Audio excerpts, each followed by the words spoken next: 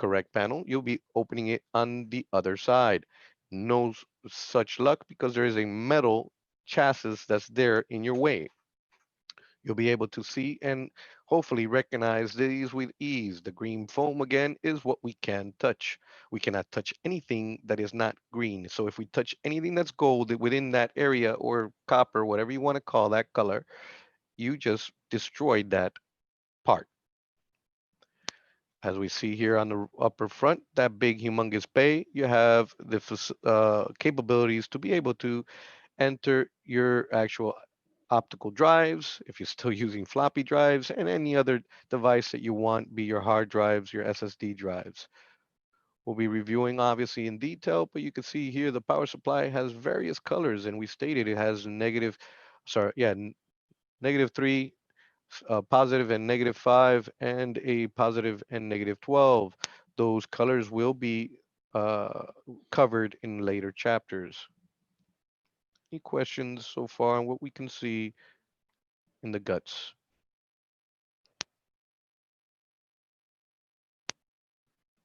Okay. I have a question.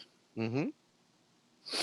Um, so there's fans in there, and I was just wondering what causes the computer to generate heat.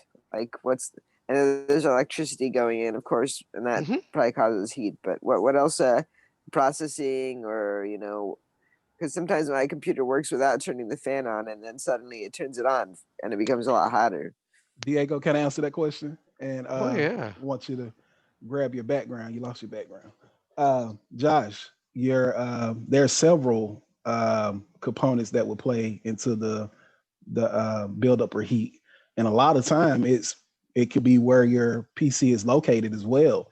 If you got it on, we was always told that if you like you're gaming, or if you're not, you got a desktop PC at home, you'll put it up under the dresser, but you'll have it on some type of risers. But if you got carpet, dust, and all that build up on the fans, and to make the fans have to work even harder.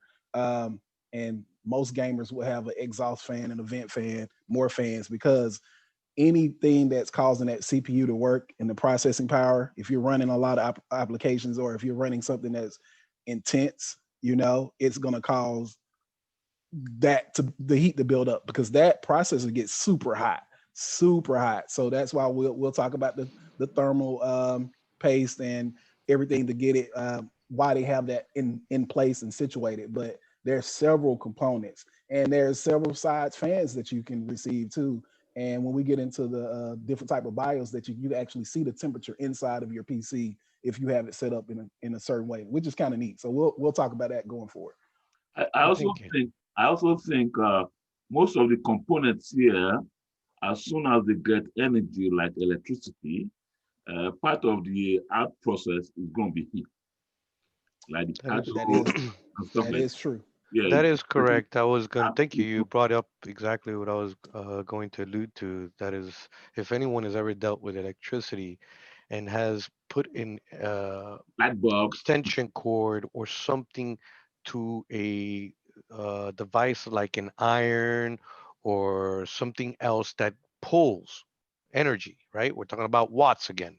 We got the 110, but now we're talking about watts. The moment you start adding a too much amperage to that line and you touch the cord, not even a computer, touch the cord, you're going to see the cord is hot because of the amount of electricity and energy running through this piece of cable. It conducts obviously heat. If we rub ourselves together to create energy, what's the byproduct? Heat. Thank you. Heat. Therefore, there goes your generation of heat. Now, in reference to your fan turning off and on again, I would strongly recommend, as Marvin alluded to check your BIOS. You could probably have it on quiet mode. Therefore, it will not turn on until it gets extremely hot. If you want it on performance mode and or any other mode, you can see here my computer does bring the capability of quietening it from here, but sometimes you do not have that type of software that integrates to the actual BIOS. All this must be controlled within the BIOS, which is a thermal cool. the moment that I turn this on, you'll see that this little alien guy is going to turn on. My computer is quiet, but the G turn just turned on and the airplane just started. Wow, Therefore, I can all the hear it. fans, all those fans just went into alien turbo mode and started obviously dissipating the heat. Good Thank question. you. Thank you. Not a problem. Any other questions or doubts on this slide before we proceed? All right. So let's look at a regular motherboard. This is a regular motherboard. I can tell because of the amount of slots. If I had much less peripheral slots, we will be looking at all the different types of motherboards later, but specifically this one has all of them here.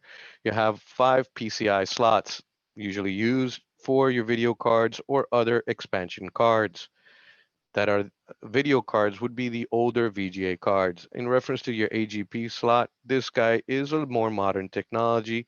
Then you have your PCIe, which is a faster version of your PCI slots. It's the latest and greatest, and that one is for the gamers that are usually now with your GPUs.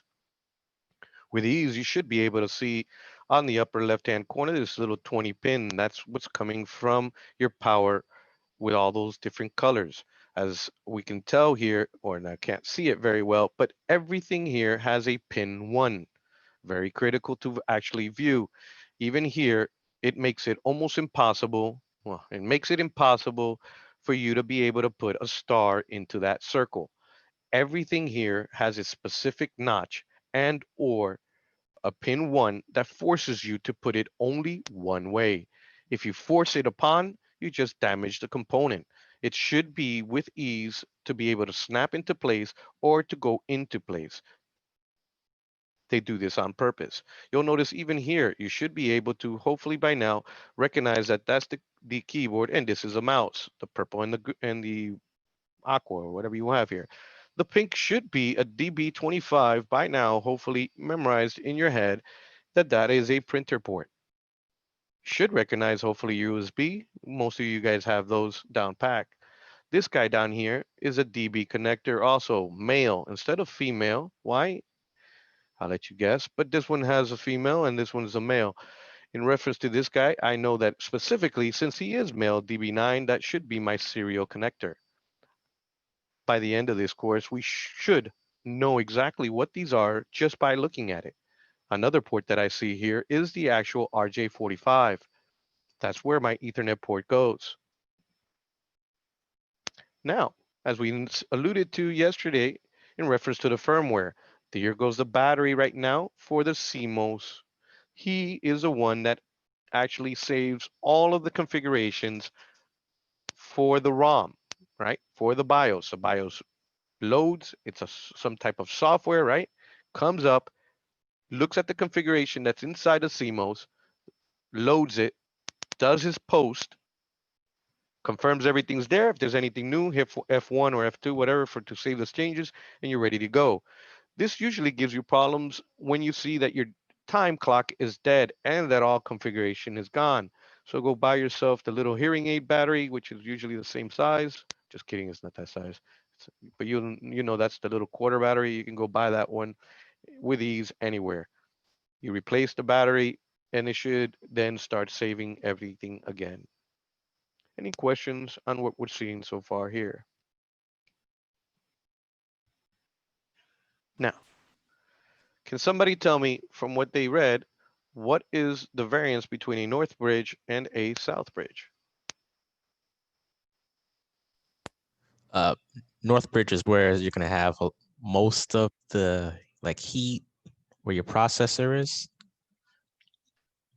and the Okay. South Bridge is gonna be more where the additional memory slots can be found. Oops. I Okay. think that North Bridge is more for video processing and South Bridge is basically for everything else, if I understood it correctly. You're very close. You I guys think are North getting close to it. Mhm. North Bridge is for like faster processing, like you don't want the PC to do everything with just one part. So South Bridge Mhm. is for slower processing. You alluded to exactly what I was trying to get to. Prior to the invention of Northbridge and Southbridge, thank you all three for participating in my little game here. Used to be the old boards in the 80s, only had a processor, and even a math processor did not exist. Therefore, because of the fact, just as we stated before, in IT, you're as slow as your weakest link. In the moment that they started creating all of these processors that can go so fast, it was useless. Why? Because we stated that the bus is going at a certain speed, these peripherals are going much slower. Just like when you connect on the internet, you could have gigabit Ethernet at your house. Congratulations. Unfortunately, the place that you're actually trying to connect to only has 250K. Therefore, the gigabit Ethernet, although you have it, cannot use it. In this case, inside these motherboards, they had to alleviate this issue. The only way they could is some genius came up with the idea of a thing called the North Bridge. Therefore, all of your memory, everything that requires to go super fast, actually goes through the motherboard, through this guy, who actually then talks to the CPU or anything that is on the North Bridge. You can see here it's memory, your AGP, your PCIe, your CPU, everything that's blazing speed goes through the North Bridge. Now, you slow guys over here, which is anything over here, your mouse, serial ports, these are all going at baud rates that are much slower. This, for instance, goes about 9600 BPS, bits per second. You could see that if I slow down to his speed, everything, that would be atrocious. Therefore, everything must go through the South Bridge. He is basically these, you could take it that the North Bridge is a supervisor or a colonel, while this guy here is the major captain, right? So everybody goes through him or him. When it requires, it then gets sent to the processor through the back of the bus. But it must go through here. It facilitates the process that if anything just must stay around this area and doesn't require to actually get to the processor, it doesn't slow down any of the other processes. Make sense? I hope so. It didn't to me, but I hope it makes sense to you. Okay, can you hear me? Yes. So the initiation starts from the South Bridge, right? And the South Bridge delineates them to which one will be needing a fast process and a slow process stay with the South Bridge. Is that what you're saying? The Everything starts with north the South Bridge, the the North Bridge is the fastest bridge. right? He's the one that talks to the CPU and memory Right. and your video cards that are going at a very high rate. The majority of the other peripherals that are at a slower rate that's not SATA, for instance, IDE, your USB, depending on the technology that you're using, these slots here are much slower, so they won't talk to the actual North Bridge. It all has to go through the South. I'm sorry, yeah, the South Bridge. I'm already lost. Don't even know who's on first. So do they automatically know which one should be going to South Bridge and which one should be going to North Bridge? Very good question. In reference to deciphering, as we stated, if you flip this little foam device around, you'll notice that it has a superhighway in the back. Each and every route is already made. Therefore, every single device that's here has its route already. So on the back, you will see that the actual board has a whole bunch of lines behind it. Let me see if I can actually zoom into this guy. Yes, zoom in. Thank you. You see this here? You could pretend that from this is a gaming one, Mhm. but now you can see here, this is a little bit easier to see this, they just show you the imaginary lines so you could understand how it is done on the background. Here's your CPU slot. This big puppy right here, believe it or not, since it is a gaming machine, will be your North Bridge. As you can see, everything in the background is touching from one side to the other towards the motherboard itself. This device is supposedly connected straight into here. Everything has its route. There's nothing for it to decide. Electricity only has one route. That's why the reason we are asked to take off jewelry and any other device that can bridge any connection can be catastrophic. Since it has its own superhighway, it should only go that route. It should never go any other route than what it's already been soldered to do. Make sense, hopefully? Yes. So in other words, everything are separated right from the onset, right from the beginning. The one Yes. going on the high speed goes straight to high speed, and the one needing a slow speed goes to the south bridge. Yes. It's all connected in the background and soldered. You can see these little uh, silver connections here. They connect from here and get soldered into the back. And that super highway or connections all route to this guy over here. Got it. Good questions. It doesn't jump. And it makes no decisions. Exactly. Everything's mapped. That's the key word that I wanted to say. Mapped. It's all mapped and soldered onto the board. Any other questions? All right. Here's a more closer view. As we can see, we have here the view where all of the DIMM slots are, our four memory slots here. We have again now the view of the actual power. If you'll notice, some of them are little roundish, some of them are more square, which was the thing that I was talking about. You can't put it wrong because they make a star or circle and or any other shape. Although it is a rectangle per se, the actual little ports that going in are different sizes and shapes. Therefore, you can't stick it in because the combination of going one way or the other is completely different. The same with any of these devices here. The shape and or the slots are completely different on purpose to ensure that you do not stick it in backwards to avoid the superhighway going completely backwards or damaging anything. Can somebody, from what we've learned so far, we learned that earlier the North Bridge is the closest one here.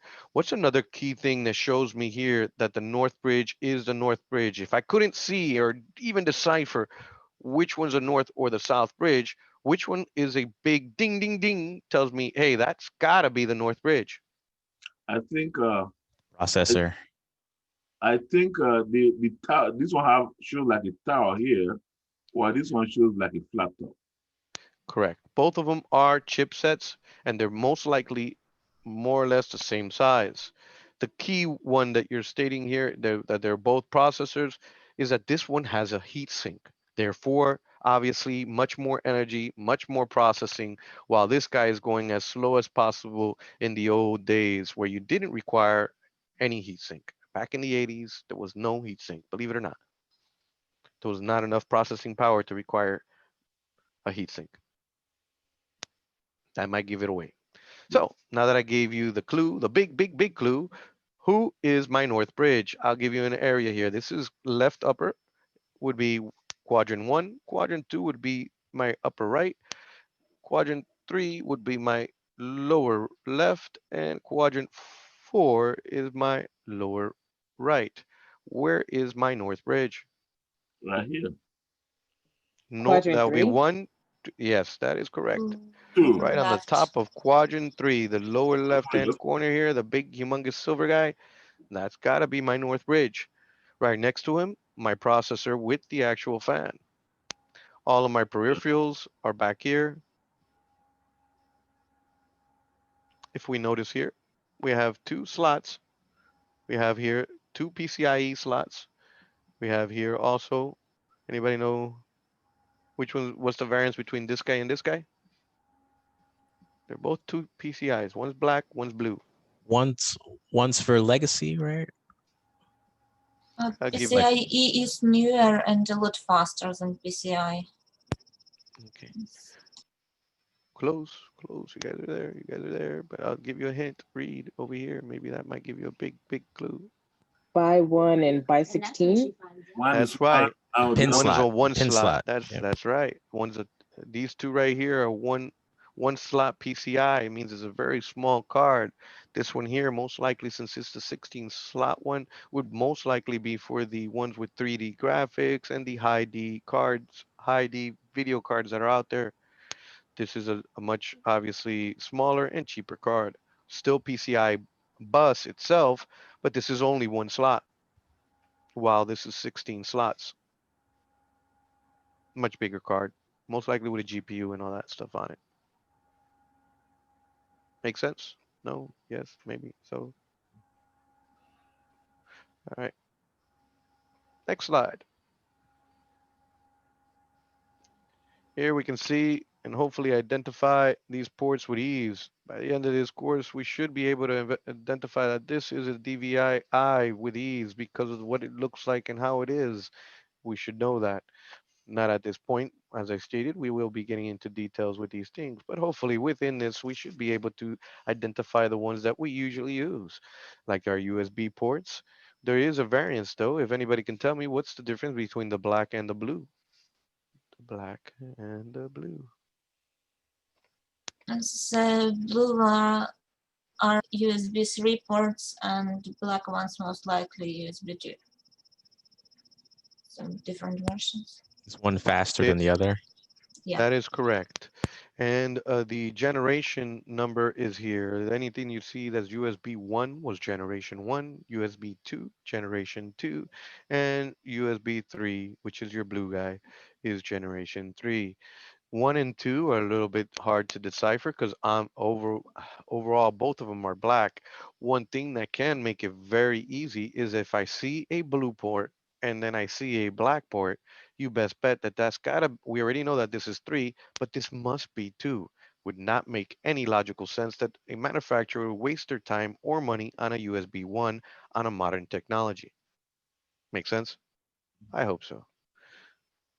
Next one here that we should be able to decipher is the HDMI port. I'm pretty sure most of you guys use that guy. Next one here is our display port. This one's very common inside the back of a computer. Another one that we can't determine, maybe this red guy here is our eSATA port.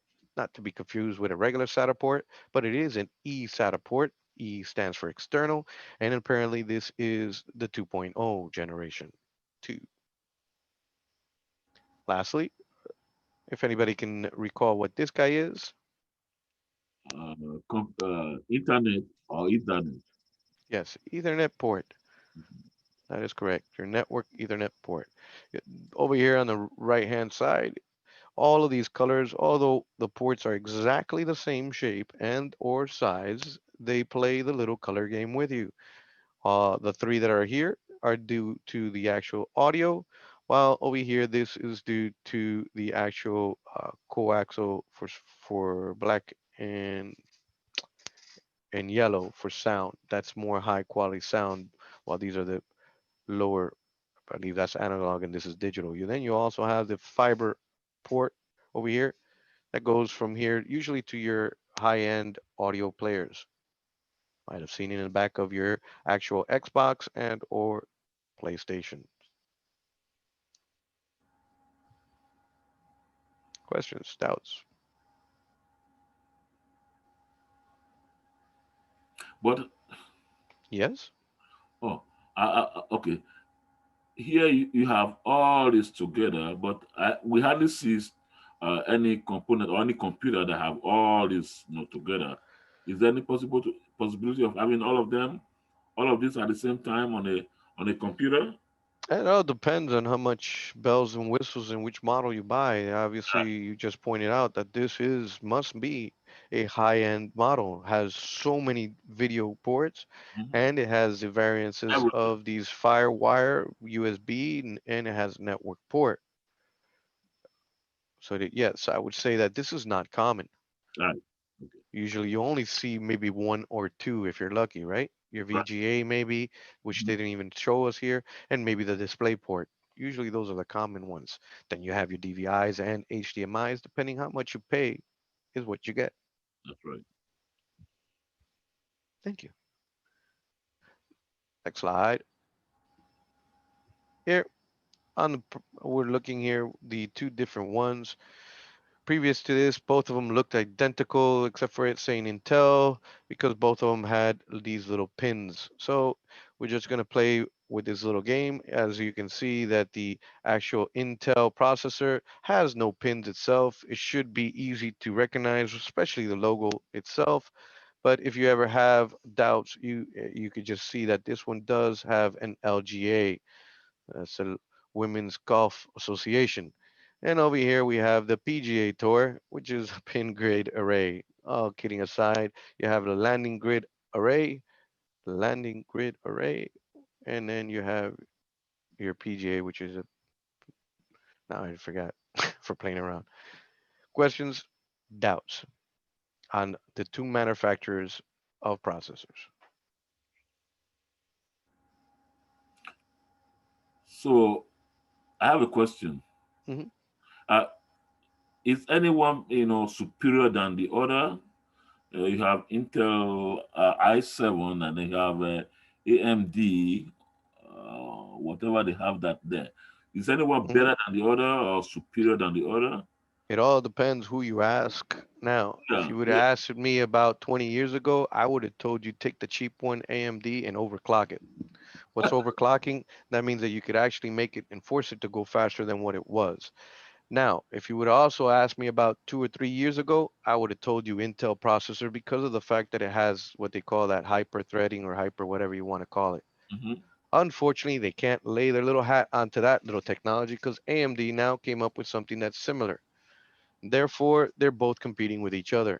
Depending obviously on the quality, Intel goes for quality, while here you're getting a much cheaper model. Both are able to go to the exact same speed that they state. Now, which one should I pick? That is all depending on the actual motherboard. As I just showed you a second ago, one has the pin grade array, which is the PGA, and the other one has an LGA, which is a landing grid array. Therefore, if I buy an Intel processor that's for an AMD motherboard, I just threw my money right out the peripheral window. All right. So how would you know? Because say you have a computer, Hmm. the problem is with the Intel. You see the Intel there, or let's imagine, let's just think you didn't see the Intel or whatever there, but you went to buy the AMD, so that would damage the computer, right? There's no way you're going to be able to put it, is what I'm telling you. One only has a flat surface that Right, has no pins, right. and the other one has pins. So Right. the other one, if you'll notice here, how it's flat like this, Yeah. it is this one here though is an AMD processor because I can see the little arm there, Mhm. which has this little thing over here. I'll go right back to this guy. This is an AMD motherboard. Why? Because it has holes. See, if I put the Intel chip on top of this, It's there's not. no way that the gold will touch gold. Therefore, there's no way you can install one on another motherboard, even if it's the same speed and chipset. They did that on purpose. It used to be that they were identical, but I think Intel just decided, you know what, we're getting away from the PGA. There's too much trouble also with the PGA if you happen just to ding it just a little bit. If anybody's ever had that experience, it's a pain in the butt. Try to straighten this completely out so that it aligns to the hole. Now, my last question. Hmm. Um, Here you have like Intel Core i7, you have i5, and it goes on at least to I think to i10 now. I don't know. I'm not sure, but you have them in different succession, right? So what is the meaning of that? Does that mean have different memory capacity or what? Generations. Or generation, right? So is that what I I mean? s- yes, seventh generation, eighth generation, ninth generation. You could always think about it as the year model. The higher the number, the more likely that it's a newer model. So would that make any difference from a lower number? Like say I call I5, would that make any difference? Or it's just due to when it was manufactured? Like you said, A Core i5 is much slower than a Core i7 because of technology. By the time it got to Core 7, is right, much faster. right. It's That's another thing that you'll learn is in reference to the speeds and the capabilities of a motherboard. All Okay. those must be taken into account, and that type of detail of information will be covered during the actual motherboard sessions and or processors. Any other questions? Yeah. So if we have a motherboard and just want to replace the processor with newer generation, is it doable? You would have to check the motherboard's manufacturer specifications to be able to determine exactly up to what processor it is able to run. Every single motherboard has its specs, and you should be able to look it up on the manufacturer itself. And the same thing with Thank memory. you. All of them have its own specs. Because of the fact the year it was made, it's no way it could tell the future. So that new technology is not available for it to run. Remember I said there's a dictionary inside that BIOS, right? Mhm. So if the dictionary, when I created the dictionary, and now you created a brand new thing, I'm not going to know. That does not exist to me. That word in the dictionary does not exist. Therefore, I cannot speak to you. Makes sense. Good questions. Now, we're going to look at the area for passive cooling. You have your heat sinks, you have your actual little fans, and you have your case fans themselves. Overall, the heatsink itself is usually on top of the processor itself and or the north bridge. The one that's on the north bridge usually is not detachable, so please leave it alone. As for the heatsink and or the fan here on the actual processor, as you can see, it has a little doohickey to actually remove it. Some of them actually have screws, 4 screws on the sides that you can release it. Some of them obviously is just a little latch and you just pull on the latch and it releases it from an actual location.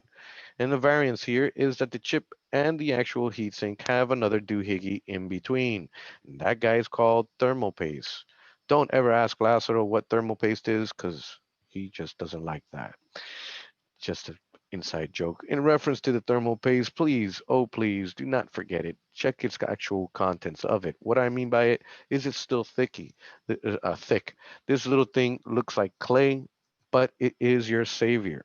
Because of the fact that the actual chip goes so hot, as we mentioned before, we need to make sure that it's thermally passed to the actual heatsink.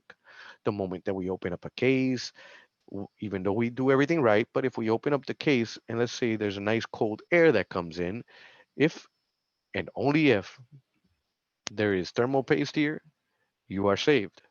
Otherwise, any drastic change in temperature, just like we've seen in the movies, if you have something that you have completely hot, real hot, and you blast it with a chill and hit glass, you just completely damage that chip because of the range that it just took from one temperature to the other was too extreme. It completely damages the actual device. The fans itself help with the actual ventilation, ensure that we at all times allow the air to come out. I've seen plenty of people who like to put the fan all the way up to the back and then just go ahead and breathe. Kind of annoying, isn't it? Therefore, make sure that it's well ventilating because of the fact that if it doesn't have ventilation, there's no way that the actual air will move. Questions or doubts on your actual heat sinks, passive cooling, and or fans? What about liquid cooling? Is that a thing? Yes, it is. We will be covering that type of thing, but that is true. There is actually liquid cooling with actual nitrogen that instead of a fan here, it actually has like a little radiator where everything's going through it. And then there's the real cool one that it is in mineral oil. It looks like it's a little fish tank because of the fact that the whole computer is submerged in oil. Believe it or not, that's obviously expensive cooling we're talking about there, and it will set you back a few $1,000, close to 15, I think, unless if it got cheaper. Any other questions or doubts on heatsink, passive coolings, and or fans? I was wondering why would this? Mm-hmm.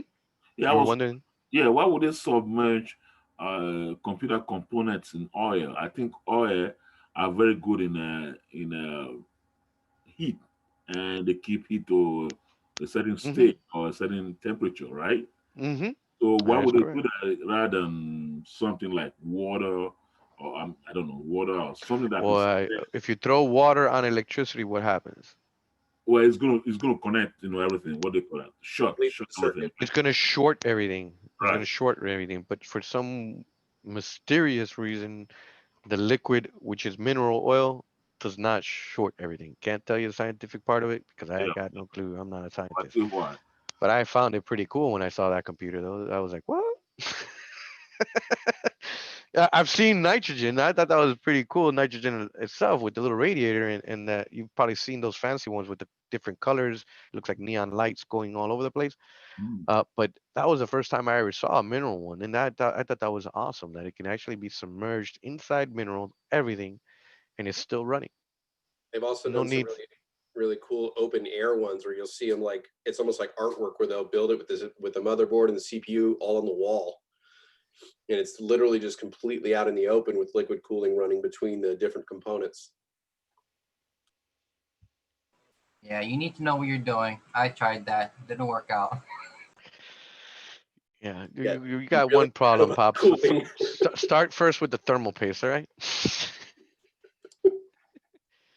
All right, I'll tell you guys a joke. He once failed to put thermal paste on a CPU, and he was wondering why it was freezing. That's the joke, okay? So if he's your TA, go ahead and tease him all you want. No, no, leave him alone. Leave him alone. Now, next area so we could be able to recognize is the memory modules. As you notice, they like to color code everything here. Does anybody want to jump in and tell me why there's blue and black, although they're exactly the same size and or shape? I know that this should be installed in pairs, but besides that, I mean, like when you are installing 2 instead of 4, it should be black and black or blue, something like that. That is exactly it. And another thing that we're going to learn when we get to that, they must be the exact same speed, clock speed and or size. They must be in pairs, as she stated. Those pairs must be identical. If not, you just wasted your money once again, and it only recognized the first one on the bank. What they have done here, as we can see, we have two banks. In that case, I may be, depending on the motherboard, allowed to put my other module on the blue, not on the black. And then now that second bank will recognize that module and the first bank will recognize its module. Wouldn't recommend doing and messing around with that way. Always buying them in pairs is what's recommended if you really want it to work. Hey Diego, Nicole recently asked if there was a issue with being a tech and being colorblind. And I wanted to use this as an example. Nicole, even if you couldn't see the different colors, they are labeled as well. So you would know that you would go bank one, skip blue bank two, just FY, go to bank three. So you'll have your one and three as your pairs lined up. Agreed. And also the motherboard, as I stated, the super highway, they have signs everywhere. Signs, give me more signs, signs, signs. What I mean is right next to here, you'll see these little letters and stuff. You'll see that over here, they'll probably draw like a little line going like this, going like this, going like this, and say bank two. Same thing with this. They'll probably even put it on this side and same bank. So you'll be able to see with ease, although you don't can't see the colors, you'll be able to tell that the banks are different. And on top of it, hopefully, if even if you are colorblind, you can tell the difference between whatever color black is in your eyes compared to whatever color blue is in your eyes. Unless if you're completely blind, then you're only seeing gray. So just flip a coin. Read is my point. Good question though. Interesting. Any other question on what we see here?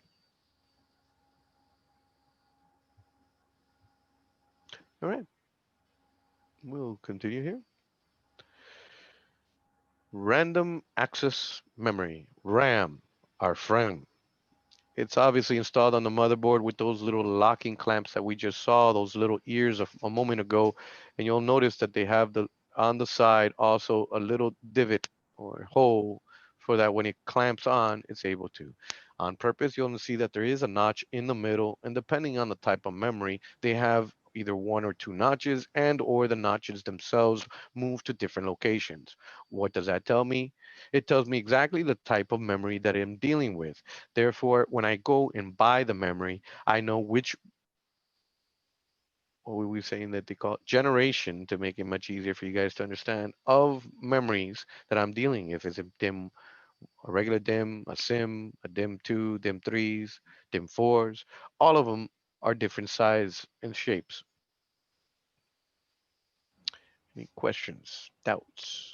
As we stated before, never, ever, ever, ever touch it with magnetic stuff. Don't touch it with your fingers where the gold color is. Don't touch the chips.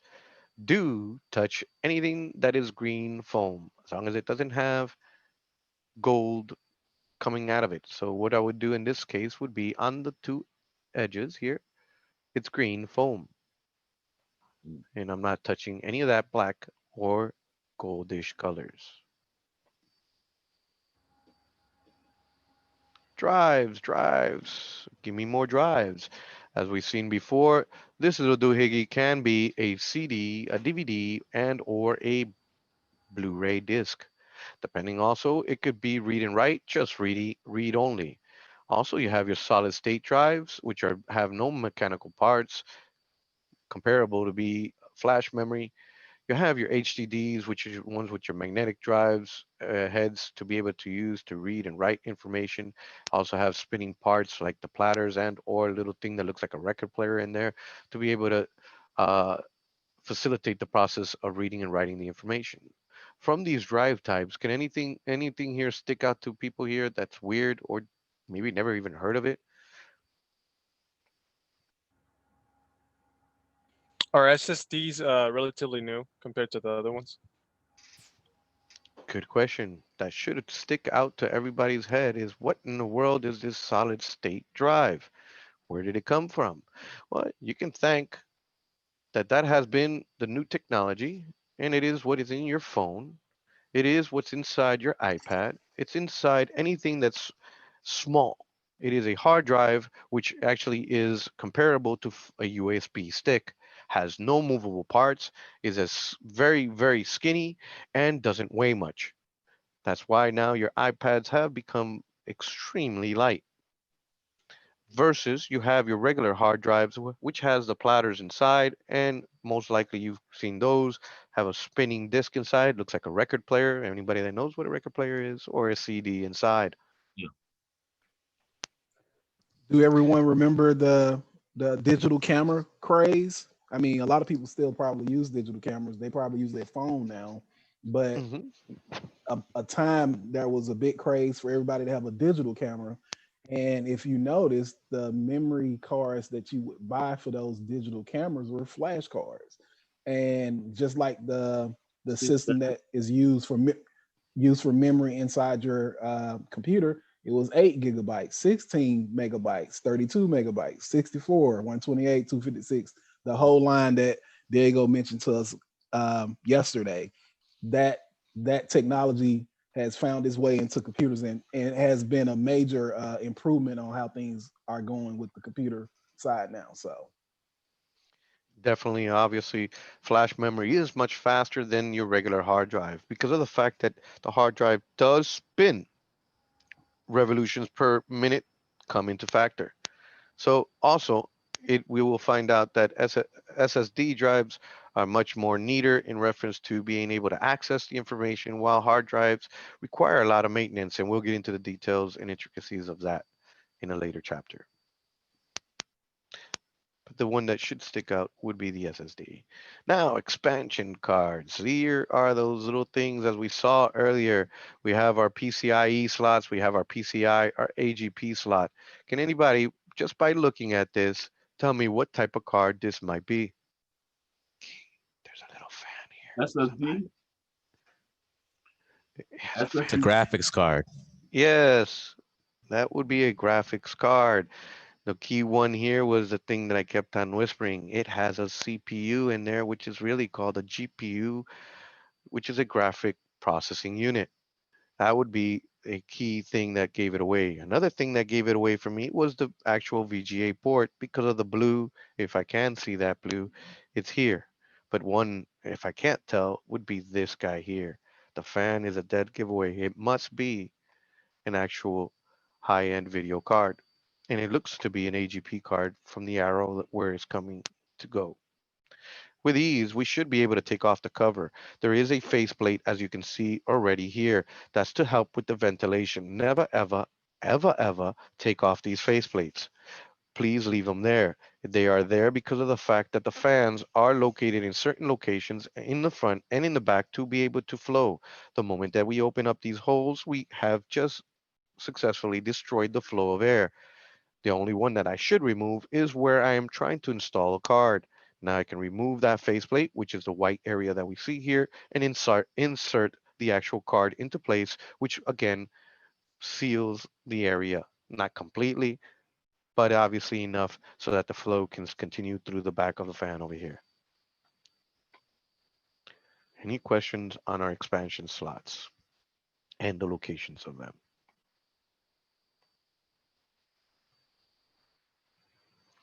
All right, expansion slots. Getting into details here. Should be able to tell by its shape and or color, depending if we're are or not. But this guy, right away, I know is PCI. I could just in blind, I could be completely not know, but that you can't fool me. It's PCI. That's the old technology that's been there since God only knows when in the 80s. That usually was for any expansion card that you want and will be on your South Bridge. There, because of its technology and the speed that it has, it goes very slow. You can install a USB expansion, a wireless card, any other thing if you want a sound card or a video card to go in there. Please take note that obviously, as we stated earlier, video cards themselves shouldn't be going to this slot because the higher end ones would be going into the actual AGB card slot and or the PCIe slot. You're still using this though for any other expansion that you want.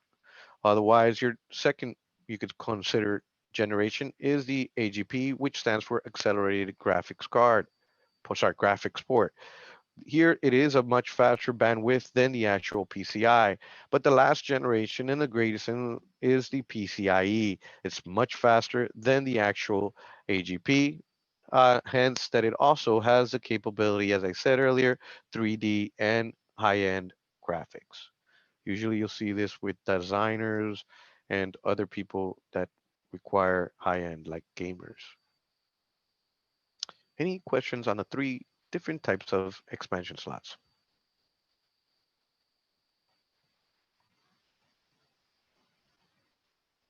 All right, expansion card. This one's just gonna haunt anybody. Can somebody tell me what is this card? Please, oh please. It's like the third time, guys. It's the same card. Anyone? Graphics card. Yay! I know, I know. Here's the CPU fan, I mean GPU fan again, and this one even has a heatsink. This guy looks to be nice and great. It's even PCIe 16 slot connector. Has over here our little TV output. We have here the regular 15 DB15. And if I look real close, yeah, that looks like a DVI-I. Why? You'll find out in later chapters, but it is a DVI-I. Why do I keep on saying I at the end, although it says DVI port? Yes, this is a DVI port, but it is an integrated DVI, which we will get into. It has digital and analog signals. VGA is analog. Here you have a digital high-end port.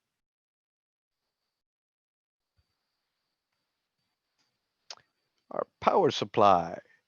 As we mentioned, power supply is critical. We see all the various colors here. We will get into detail which one is which. Obviously, we have 12, we have 5, we have 3. And in the back, you have usually either an automatic selector or a switch selector that allows you to be able to use this either here in the United States or abroad in Europe and other countries that require 220 volts. Can somebody tell me what's the difference between VAC and DC? VDC, VAC.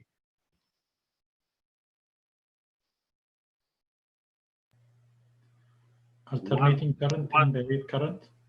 Yes, alternating current and direct current. That is correct. So your power supply takes what's considered alternating current. It actually does that. So it goes from positive to negative, positive to negative, positive. That's alternating current.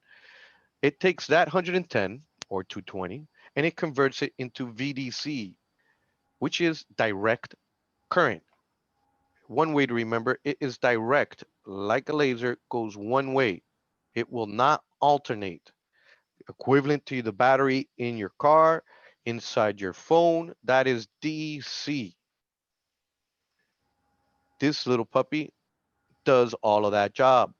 So obviously, if something goes wrong with this, it could be catastrophic inside and could even mess with you to the point that you may think that there's something wrong with the motherboard. And in fact, it could be your power supply because you've added too much watts inside that's pulling compared to the amount that it could push.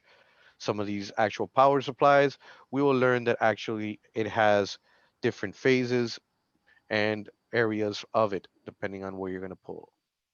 We must obviously, if we're going to be upgrading a computer, know exactly, it says it here, the amount of watts it's able to deal with. And we need to then measure and ensure that whatever we're installing is not going to exceed the capacity.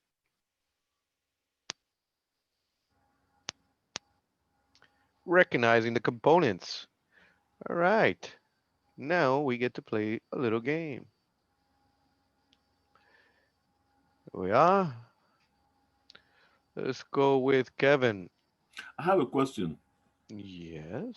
I'm sorry. Butler. Let's go back to the VAC and VDC. I just have one little question there on that one. The last one we just went through. Yeah. Now on here, you say convert VAC to VDC. So in other words, we are using a VAC. That's our normal electrical charge, right? Yeah, coming from outside, that's that black cord that comes right into the back. Right. So Mhm. VDC is the direct. So this system here, this box here, convert the VAC to direct. So in other words, it doesn't use the same electricity charge that we normally will use, right? You have to be Correct. converted. It has a transformer inside who All who right, basically does that job, correct? great. Okay. Just want to make sure I know that. Thank you, sir. Hey, not a problem. And that is critical. I won't say that every time you won't find VAC inside a device. We will get into that detail, but there is some components that will require AC, so it will convert here, and then it has an extra device to convert it, but that will be in a laptop. We will get that when we get to there. But otherwise, take note that the usual power supply and a computer, it converts AC to DC to be able to create these different currents. The only one that you must take note is the positive 3.3, which I misstated earlier and said it was negative. It is positive 3.3, has no negative 3.3. As for everybody else, there is positive and negative. That will be in the test. Reason why I want to repeat it. If they may throw it in there. All right. So let's play our little game. Uh I'm sorry. Can you please repeat that again? The 30 the yeah, you have positive and negative 12 volts, positive and negative 5 volts, and then you have positive 3 volts. Can anybody tell me why I have different voltages and the reason? I It has to do with, like you said, different geographical locations. Well, that would be the external one.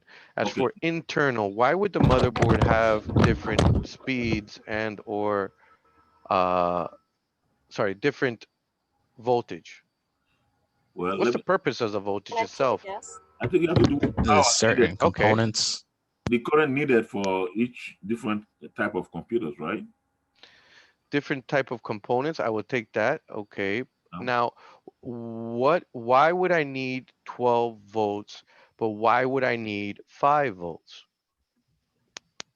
How do I talk in computer? What is the two things that I do as a computer? There's only two things I know. Ones and Memory, zeros. One and zeros. 100. Thank you. There you go. There goes your ones and zeros. You Mm, could take that as your one, and there goes your zero. mm. Depending on the actual voltage, there is a threshold. So therefore, if it goes under a certain voltage, it will be considered a retry. It will not consider it either a one or a zero. Very critical to know this because of the fact that not they're going to test you, but that is the reason and why it's in there. It is basically your ones and your zeros. And depending on the actual device, some of them only run on 5, so then they go to 5 and 3s. Make sense now? Mhm. Kind of weird, but that's how they do it. Only on and off. And that's how he knows by its voltage. All right. That was fun. Next one. If I can ever get here. Let me pick. Andre, can you tell me what's this first little doohickey here? That is a CPU. Thank you. And can you tell me what is this doohickey here Hard drive. in the middle? That has a fan. That's the Mm-hmm. cat. The ones you just What the cat. what has a fan? I don't know. CPU. A CPU? Well, yeah, a CPU would have it, but it's pretty big and it looks like it has these little teeth down here, which, what can those teeth tell me? Is that, can I just put that on top of the motherboard like a CPU like this guy? Or would No. that be on the side? Maybe. Yeah. Maybe it's on the side. So what thing can we put on the side of the computer? Mm. Graphics cards. Yes, the graphics card. It seems to be again a DVI and a VGI card, and that may be HDMI, but it is a graphics card with a GPU on it. So that does tell us that obviously it is a high-end graphics card. Thank you. Next one, Freelies, can you tell me what this little doohickey is back here? Oh, he's atrocious. Let's see, it has connectors on it, so mm, it's like a box, right? Was it a That, box in the name? mm, no, I mean it is a box. Smaller than a bread basket. Oh, so What does it what does this look like here to you? That little hole there. What does that look to you? And this thing here. You got a power supply. Power supply. okay, yeah, I might have give it away. So you have your fan here. You got your power cords. This seems to be the cheap ones. This is obviously not a high-end power supply. One key thing way is it has cables with those colors instead of a whole bunch of holes for me to be able to attach the amount of power cables that I want. All high-end power supplies have actually a bunch of cables that it comes with, and then the holes that you can put it. Here, this as it comes, cookie cutters, nothing. You can't, it's going to be one big mess of extra cables in there. If or you use all the cables that there is, whatever it is versus the other one, it allows you to facilitate the process of not having so many cables if you do not require it. And it helps obviously with the flow of air coming in and out. Talking about flow of air, what is this guy down here? Michael, the bottom left-hand corner.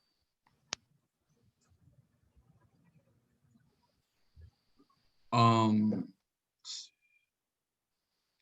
fan looks like Yeah, it's definitely, I think it's a fan. We're getting there. a And it heat has, sink.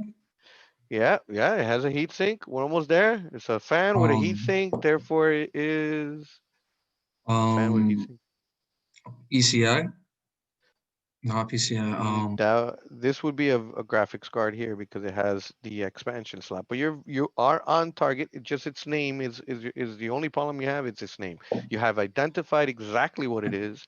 The only problem you're killing me with the name. um, Who should he go on top of? I'll give you a clue. Who should he go on um, top of?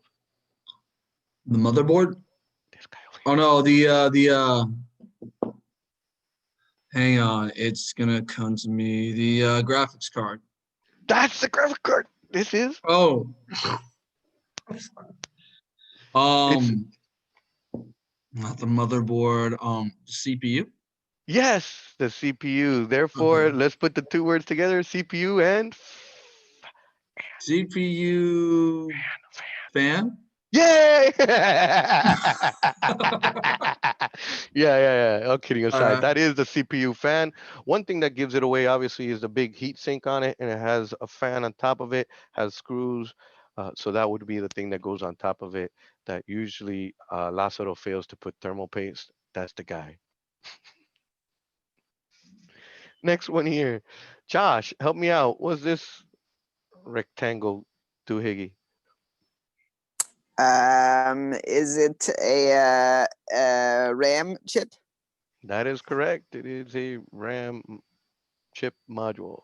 And lastly here, let's go with Than. Than, can you tell me who's on the bottom right-hand corner over here? Head right. That is a hard drive, correct. I would have taken either or SSD or a regular hard drive, whichever you like to call it. Can't tell if it says anything in there, if it's one or the other. Any questions or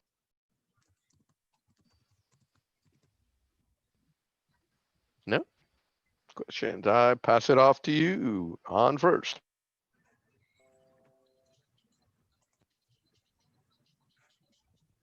All right, I guess next we're going to go over the 4 steps you'll want to follow when taking a computer apart, breaking it down.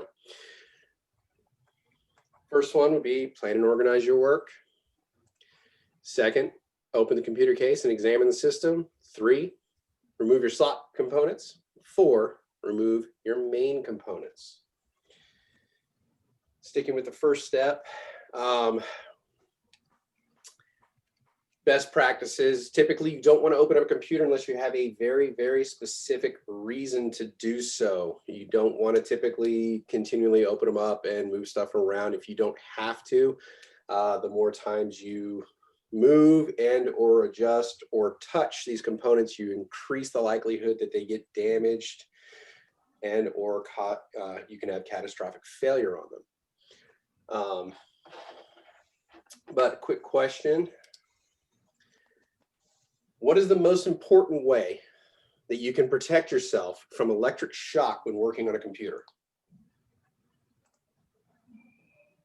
Turn it off. Let's go with You turn it off. Unplug it. Unplug it and then hold the power button afterwards. Hold the power like for 3 minutes or something. 5 seconds, I believe. Yeah, No, 3 3 minutes is a minutes would long be time, astonishing. Butler. 3 to 5 10 seconds. seconds or 5 seconds. 3 minutes. You know, and you know, when working with a customer, you want to take detailed notes as to what the issue may be. And then if you're going to be opening up the computer and going in and upgrading a part, replacing a part, or anything like that, you're going to want to get authorization from the customer to make sure they know what you are going to do, so that later on there aren't any questions as to what happened. But before we do any of this, before we reach into the computer, before we break it down, anything, what would be a really good idea to do before you would start working on a computer? Number one thing, what would you want to do? Before you unplugged it, before you turned it off, what do you want to do? Plan and organize. Plan and organize. Well, what would be something you would want to plan ahead on? You know what you're going to be messing around with ahead of time. Okay. Yeah, create backups for everything. There, very good, Natalia. You want to create backups of everything before you go messing around with any components in your computer. Good story is people tend to be pretty complacent about backing up data until they have their first hard drive failure. After that point, they tend to remember it very vividly. It's really bad if it's yours. It's even worse if it's a customer. Or you just might not back up their PST. That would be their Outlook, by the way. Don't do that. Yeah. Might get fired. Yeah. in logistics, we had to keep emails for 5 to 6 years. And if we had something like that happen, it would be very bad. We could lose hundreds of thousands of dollars because we didn't have documentation. And it even happened in my cohort when I was here going through the A+ course myself. Halfway through the cohort, I lost a 10 terabyte hard drive.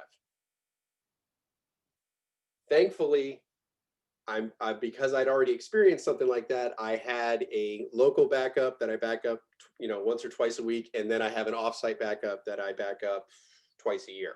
So I only lost about a week's worth of work, but it was a week's worth of work from this cohort, so it was a lot of information. So yes, you want to back up your data, make sure everything is good before you would even turn it off and start getting into a component. You want to plan and organize your area. If you're going to be opening up a computer, you want to make sure you have a clean workspace to go from. You want to make sure you have all your tools. You want to have a mat, something that you can lay components out on, and enough areas so that you're not stacking the components on top of each other, because these metal connectors can touch each other. You can bridge one component to another, and that can cause damage. You want to make sure everything's organized. I actually have a mat here. I'm not sure if you can see it. I use it when I work on mobile devices. Has lots of depressions in it that I use for screw mapping and stuff like that, so I know where my screws came from and things like that. So you want to make sure that you have a plan. You want to have your components to where they're not touching each other and enough space to work. All right. Let's see here. All right, step one. Can someone volunteer to read for me? Possibly. I can do it. Yep. Planning and organizing. Stay organized with documentation. Back up important data before opening the case. Work areas should have enough space to keep components free from ESD and not stacking. Take detailed notes regarding all aspects of the state of the computer, including setting benchmarking before repairs, upgrades, and maintenance. Draw a diagram of system placement or take pictures. Why would taking pictures be a really good idea? Can anybody tell me why you would want to take pictures or draw out diagrams of the inside of a computer? Liability. Liability, well, there's that. Memorize where things go. Put things back. Memorize, yeah. When you put it back, where you gonna put it back? I'm sorry, who just said that? Fidel said it. Fidel? Yeah. That is exactly right.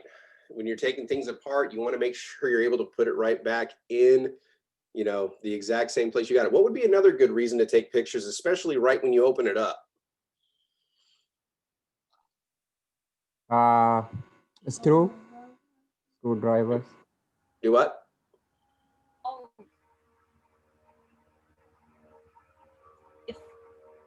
If anyone questions you on So you what can tell. happened, then you have evidence of Yeah. what it looked like. Perfect. I like it, Nicole.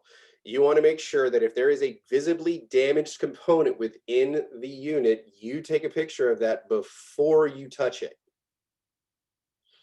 So you can show the customer the state of the unit prior to you working on it.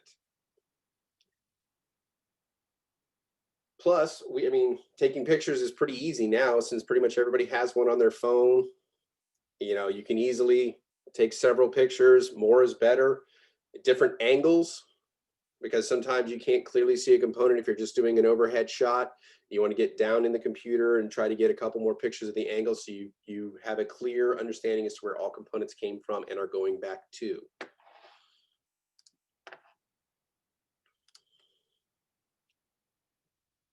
All right. Let's see, who else would like to read?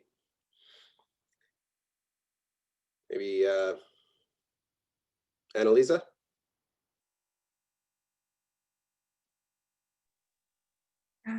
Use safety precautions. ESD mat, gloves, and/or bracelets should be readily accessible. Tie back loose hair and remove jewelry. Never reach into a computer that is on or connected to a power source. Discharge power by unplugging the power cord and holding the power button for 5 seconds. Always hold motherboard components and the board itself by the edges to avoid injuries from sharp. Sorry, I can't see. It's okay. As well as damage to the connections. Never touch the board chips of the RAM or expansion cards, as oils on fingers can cause corrosion damage. Wonderful. Thank you very much. All right, who can tell me what is the purpose of an ESD bracelet, a grounding bracelet? To prevent static connection from yourself and the computer. Excellent. And what would be another way you could do that rather than a grounding bracelet? You could wear gloves, those gloves, anti-static gloves. Fantastic. Excellent. Or you could use the mats.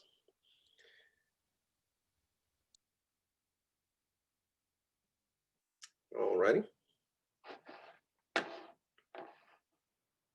What happens if I don't have all that? What can I do? Let's say my employer is so cheap. The guy doesn't give me an ESD mat, doesn't give me the gloves, doesn't give me the bracelet, and I myself, unfortunately, don't have it. What can I do? You can ground yourself. How can I do that? Step onto hardwood floor. Touch somebody else. With, Close. You're very close. We don't want to touch somebody else because all we're gonna do is just get to his level. What can I do? I want to get to the computer's level. Touch the screw at the back of the computer, I think. That is correct. In the back of the computer, next to the power supply, those 4 screws that are attached to the actual chassis will ground you to the exact same electric static discharge as the device. You release the energy to it. Therefore, if you do not have the capabilities or the technologies, you at least have your finger and the proverbial screw. Just a little Hialeah way of getting to things. Although if you have an employer not willing to front for a $1 ESD bracelet, you might have bigger problems. What? Yeah, how about if you forgot it and you're in the road? So are we talking about grounding here? Yes, yes. ESD, we're talking about ESD and grounding yourself. So the electric static discharge, if you don't have the technology with you, if you happen to forget it, or your employer didn't give you this device, the only other thing that you can do to be able to discharge yourself to the same level as the actual computer is by touching the screw that is on the power supply. There's 4 screws on the chassis. Those Oh, are okay. usually the ones that you can discharge yourself to it without damaging the computer. Oh, that's news to me. That's good to know. Thank you. hmm Just How, keep how, on touching the guy because if you're on rug or anything, you're gonna start building up. So before you keep on reaching, just if you're not grounded, you need to keep on releasing to that screw. It's annoying, but that's the only way you can guarantee that you are at the same level as it. So if you start dragging your feet on the floor or create your own static cling, you will damage it if you do not have these things on you. So don't think that you just touch the screw once and it's sufficient. So how long before or you have to touch the screws again, and then how long do you touch the screws to discharge? It's instantaneous. As soon as you touch it, you are equalizing the charge between you and whatever hmm object you're touching. I'm just saying that if you're on a rug or anything that you think that can create static, then to go ahead and touch it ever so often. But otherwise, you won't have to bother too much with it. All righty. All right, next slide. Arturo, can you please help me out, sir? Okay. Power down the computer, unplug all external connections, including the power cord. Press the power button for 3 to 5 seconds to discharge any residual electric in the power supply. Excellent, thank you. I know at some point it seems like it's repetitive, where we keep saying, press the power button, hold it for 3 to 5 seconds, make sure you unplug the computer, but there's reasons for it. You want to keep this ingrained in your memory, because the moment you become comfortable with something and you start cutting corners, that's when things get damaged. When you're trying to rush through it, you're not following these steps exactly. That is exactly the moment that you're going to drop a chip because you weren't holding it properly with two hands by the edges, or you reach in and grab it quickly and you snap a card because you didn't wiggle it properly. You just tried to bend it out. These are the moments that a component can be damaged. And it's usually after you've been doing it for a while, you start becoming complacent with it. You start, realizing, oh, that'll never happen because, I've done this about 1,000 times. It's easy to forget that it can happen no matter how much experience you have. It just takes a moment of not paying attention or not following the steps.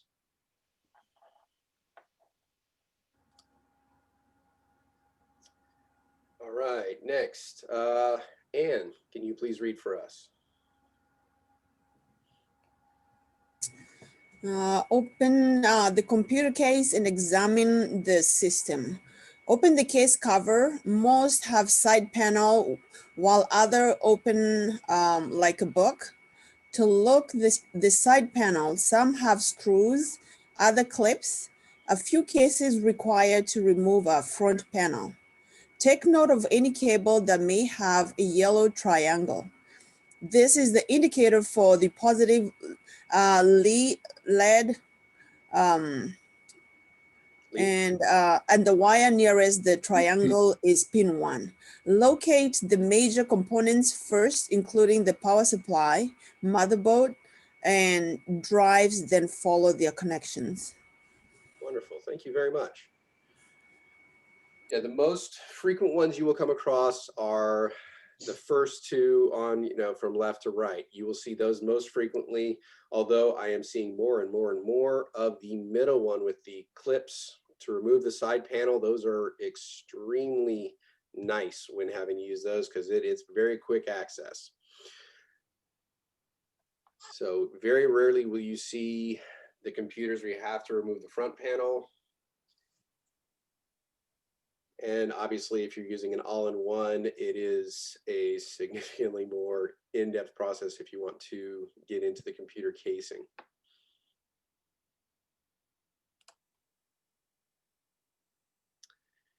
All right, next, I guess, can we get Kevin? I had a feeling you would pick me. I don't know why. All right, step 2, open the computer case and examine the system. Attach ESD bracelet to the chassis or stand on grounding mat before reaching inside. As screws are removed, keep them organized in cups. Document the system by taking pictures and diagramming where everything is and what is connected. Excellent, thank you. Yeah, it's very important about the cups. I believe Diego had mentioned this earlier. Most of your external screws will tend to be the same size and threading, so you can tend to put all of those in one cup. However, when you start getting into internal components, not necessarily slot cards, all your slot cards will use the same size and threading on their screws.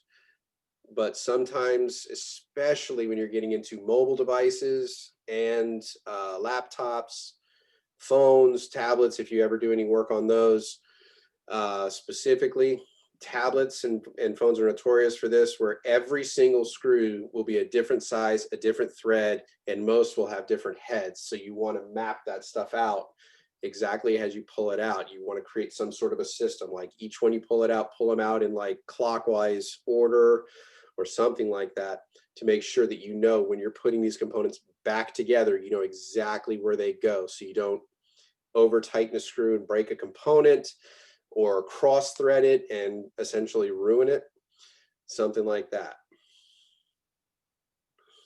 And again, pictures, more pictures, the better. Or if you're more comfortable drawing diagrams, please draw diagrams. or notate it. Sometimes you can use different color electrical tape when you're pulling stuff off. If that's a system that works better for you, you just need to find a system that works and then stick with it and keep repeating it.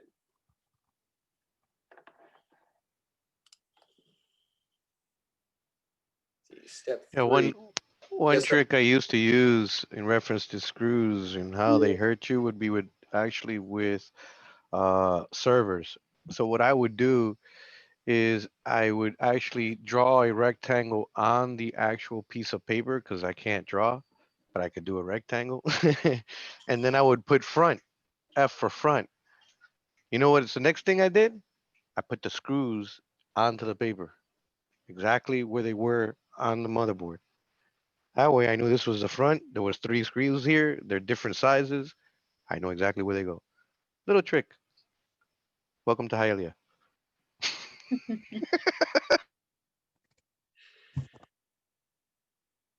All right, step 3. Andre, can you please read for us, sir? Okay, step 3, remove slot components, expansion cards. Start this step by removing all expansion cards. Some cards are connected to the case by a screw on the case opening. Unscrew this first before pulling. Be careful not to bend the cards back and forth. Rock end to end, pulling up. Store in the anti-static bag, being careful not to touch the board chip connection. Excellent, thank you. We've talked a lot about graphics cards, but what other kind of cards might you see in a computer? Sound. Very Network. good. Network cards. Excellent. Can you think of any others? Sound. Did my sound come through? Yes, 3D sound, especially for gaming and things like that. Sometimes you might actually use multiple graphics cards. And there's one you could also possibly use if you don't have enough slots to install cards in your computer. Can anybody tell me what you would use then? Can you use memory cards? Expansion slots? Pretty close, Andre. They have something that's called a riser card. Oh, yeah.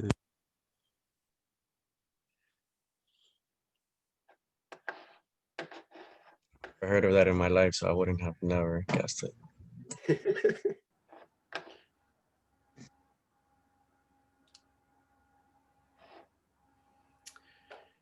All right, step 3. Elizabeth, can you please read for us? Yes, you can hear me? Yes, ma'am. Okay, step 3, remove slot components. RAM. Once you've located the memory you want to remove, you should notice 2 tabs on either side of the memory slot. Press each tab down and away from the memory slot. If done successfully, the memory should pop out at once and both tabs are away from the memory module. You can lift the memory out with no effort. Place the RAM on an ESP bag or mat, being careful not to stack them. I think that's actually supposed to be ESD bag. That was a typo for sure. Yeah. Sorry about Okay, all right. No, thank you. Typo in the slide on that one, unfortunately. Thank you very much. General rule with computer components, if you have to force it, you're probably putting it in the wrong place, and you're likely going to end up breaking the component. They are meant to go in quite easily, as Diego was mentioning earlier with the CPUs. If you're putting it in, if you're having to apply a lot of pressure, there's a problem. And when you're pulling the cards out, you want to rock them from edge to edge, not side to side. If you rock them side to side, you can snap that fun foam, green foam backing, and then you've basically destroyed the whole component.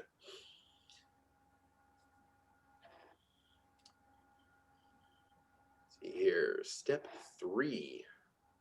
Go with Michael. Step 3, remove slot components. CPU. Next, remove the CPU. Do this by first removing the heatsink. Remove the heatsink by either unclipping or unscrewing from the motherboard. Note, when unscrewing, use the X method. After removing the heatsink, lift the arm locking the CPU in place, then remove the CPU by grasping the edges and pulling straight up, being careful not to bend any pins that may be on the CPU. Document the status of the thermal compound on both the CPU and the heatsink. Dried out, missing, or too much equals clean and replace paste. Place the CPU in an anti-static bag. Excellent, thank you. All right, for those who are unaware, the X method is like if you have the 4 corners, you would start at one corner, then go to the bottom adjacent corner, and go up to the next one, and then back over. You're gonna crisscross across the unit so you don't over tighten and possibly end up bending or snapping the component. Similar to replacing a tire on a car, you don't tighten the lugs in a circle, you crisscross across the tire when you're tightening down your lugs. CPUs, when you're pulling them out, tool, it's a chip remover. Looks similar to this. It's a very, very cheap tool, probably cost you maybe $1. I would highly recommend using it every time you have to handle a chip. It seems like it could be easy just to reach in there with your fingers, grab it, pick it up, and put it where you need to go. But in our cohort, I witnessed as we were building a gaming computer, we had a AMD chip, which is a pin grid array. And these pins that are on the bottom of these chips are about the size of a human hair. They are very, very fine, very tiny little pins that stick out from this chip. And the TA who was assisting at that time, I guess he was a little nervous. You know, I do get that way in front of crowds too. And when he picked up the chip, as he was going to place the chip in, it slipped out of his fingers and bounced off the edge of the CPU casing, bending about 40 of the pins on the bottom of this chip, which now would not seat inside the motherboard. So we had to get I had a precision kit actually at my house, and went home, got it, came right back. And then we spent the next hour with a magnifying glass and tiny tweezers trying to bend all these pins back up without breaking them. Thankfully, we were able to do it and get it back in, but trust me, that's not the stress you want to go through. A $1 tool is much cheaper than a several $100 CPU. So just something to take note of.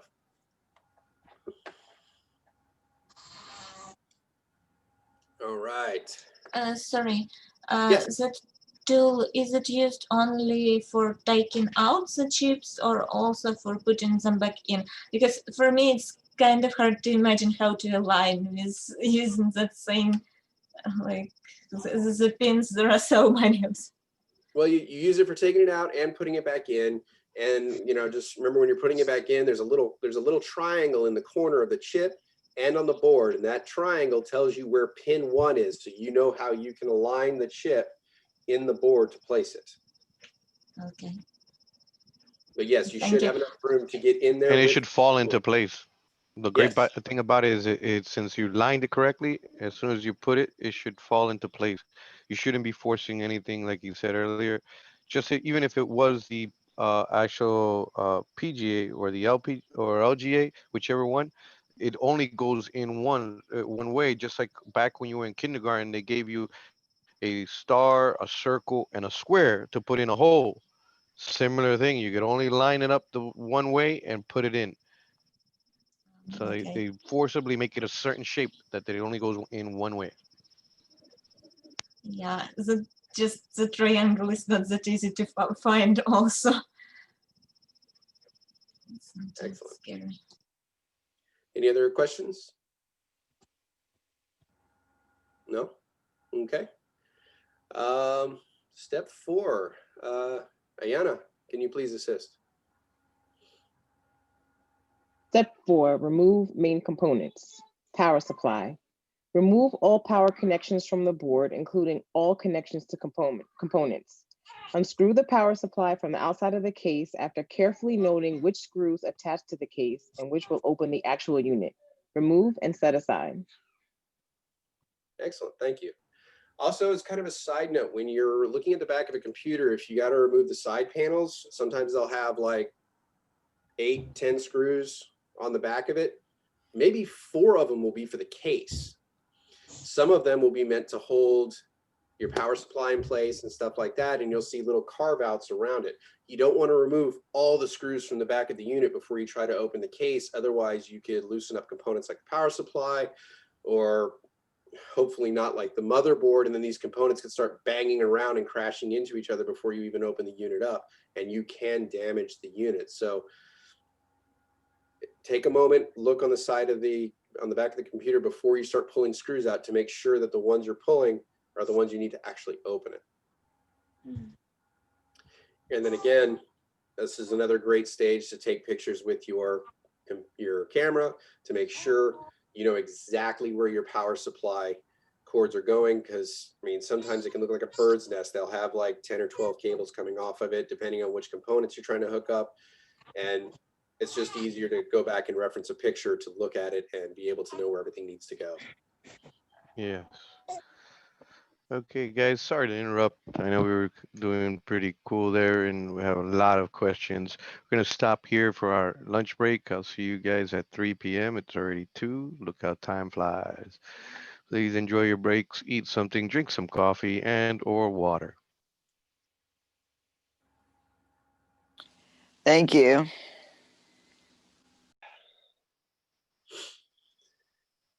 All right, would you mind reading for us, Andre? You can see the screen. Are we step 4, remove main components? Yes, sir.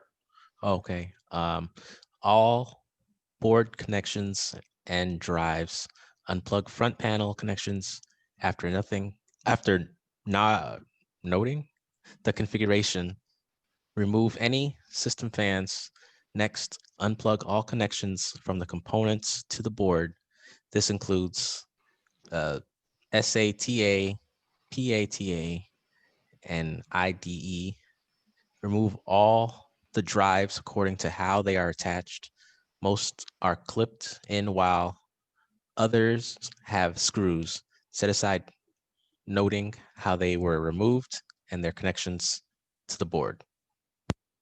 Excellent, thank you. With note to the front panel connections, if you look and see where they are connected, if you are casually glancing across it, it looks like it all may be a single connector if you're just looking straight at the motherboard.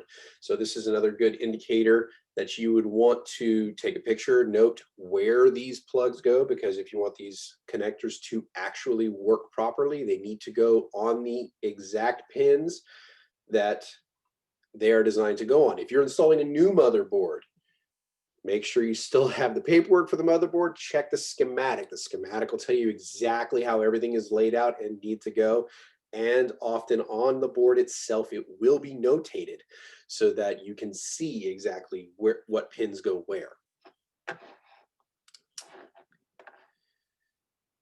Again, can't stress it enough.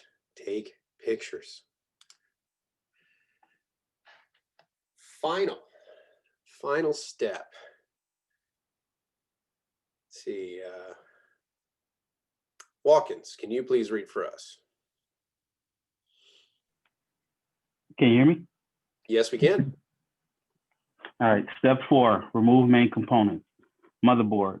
After all components, connections, and cables have been detached from the board, including all components being removed, it's time to remove the motherboard. Locate all the riser screws. Most motherboards have 6 to 8 screws. Using the X method as to not put any pressure on one side or the other side, start unscrewing systematically. Excellent, thank you. Another good thing is sometimes the motherboard won't lift cleanly out. I mean, it's sometimes in there pretty good, and you have to twist and, you know, reposition the board a few times to get it to cleanly come out, but you still got to maintain. Only put your fingers on the edges. Don't reach under the board and grab underneath it. and never, ever, ever bend the board to try to get it out. If it's not coming out, it means you don't have the board positioned properly in order to get it out.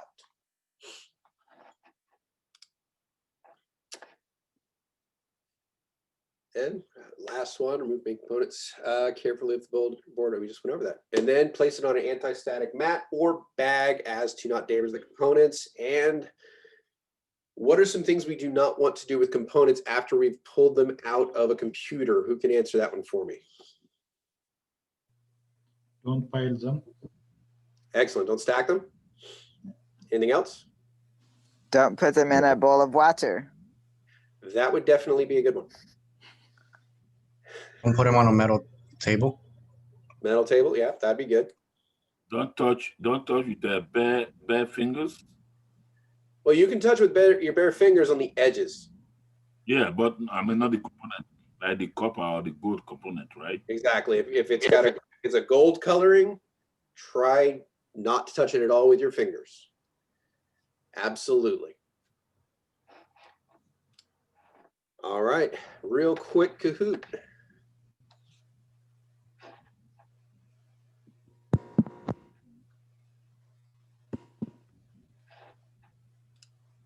I had a question, Kelly. Yes. So say we want to like buy our own tower or case, like just so we can like practice, because I was thinking about doing that, like buying my own thing and just maybe trying it out, just so I can give myself kind of like a hands-on experience. Would we would in that case, like we would still follow the same steps, even though like it's not obviously not connected to the power or anything like that. We would follow all these steps that we went over today to do everything, like get the ESD bracelet and stuff like that. Correct. Correct. You Okay. would, this is a base. This is very general, basic, overall rules that you are going to follow every single time you break down a computer. Okay. And you may add things to this list that you find are better for you to remember how things, in order for the way things go. There may be things that you combine, just because it may be a little easier. But in general, these are the basic steps you're going to want to follow each time. You're always going to want to document. Obviously, you're going to have to take your side panels off first, and then you're going to, get in. You're going to do your slot components, and then you're going to get your main components. So it's always in that order. And then we'll do, like I said, we'll do a quick Kahoot, and then Lassero will take over and explain how we put it all back together. Okay, one more question. Yes. What could be the reason for actually taking the computer completely apart? I mean, except replacing the motherboard itself. Well, I mean, you may go in there to replace. You may have a bad, graphics card. You may not break it all the way down to pulling out the motherboard. You may only go as far as you need to go. But there's some maintenance things you may do every time you go in. Like you may just be going in to change out a CMOS battery. But while you're in there, you may snug up the connectors to make sure everything's seated right. You may blow out the dust to get everything cleaned out. There might be other stuff you do. You may break it down at least to get the heat sink off of the CPU, just to make sure the thermal paste is still good. Even though you're only going in for minor things, you may do additional stuff because it will help you down the road. Like a car, if you want it to keep running good, you got to maintain it.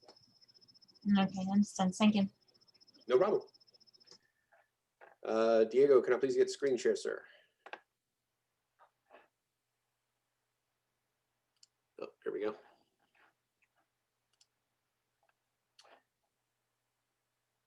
There we go.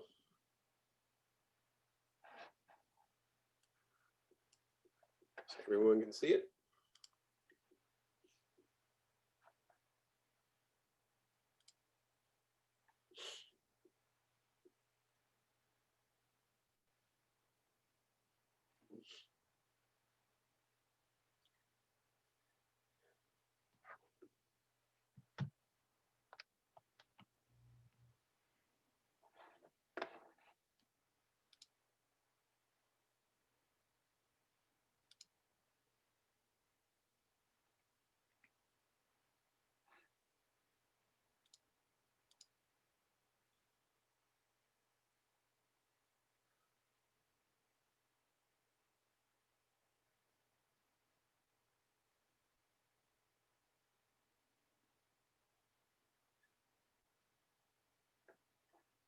Are we waiting on anybody? I'm in. Are you asking them to join the Kahoot, right? Yes, sir. Now, how do you go about that? Doing that? I'm seeing your desktop here, if I can call it desktop. Okay, are you following along on your own webpage with the Nearpod? The what? The Nearpod or the slideshow? Are you following along with that on your own? Yeah, I'm looking at the slideshow here, right? And it goes to www.kahoot.it. Yes, click on that link, and that'll take you here. Okay. And then you put in the code that's at the top, that 2846384. Yeah, but I don't see any link here. I'm just seeing your desktop right here. Where's the link? Well, definitely then that tells me that you're looking only through the Zoom app. You're not That's in the right. website. So, not a problem. We can train you, unfortunately, after this session on Okay. how to come on to a Nearpod session. Apparently, you do not have Nearpod open at this time. That's Sorry. right. All righty, I guess we will get started. Only 3 questions on this one.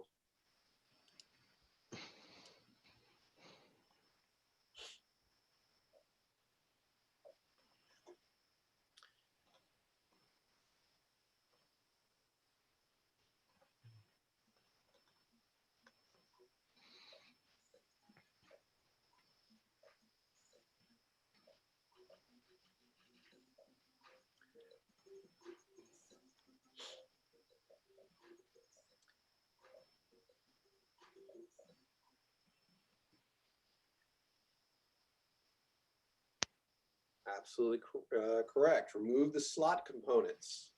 Plan and organize is the first step. Second step is opening the side panel. Third is remove slot components. What is the fourth one of the 4 steps? Remove main components is the last one. Very good, very good. Disconnecting power supply is a safety feature, but not necessarily one of the steps. All right, see. Muhapa, number 1. Very good.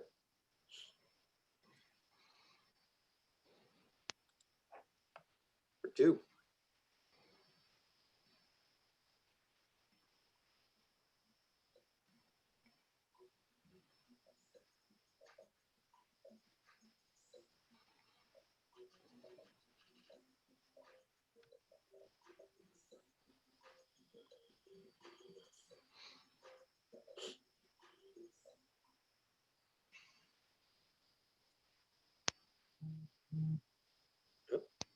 Nobody picked motherboard. Mhm. Yep, RAM, as it is a slot component, would be the first thing you would remove from a computer. CPU would be a main component, so that's not something you would do right off the bat, as well as a power supply. All right. Natalia, moving up top. All right, last question.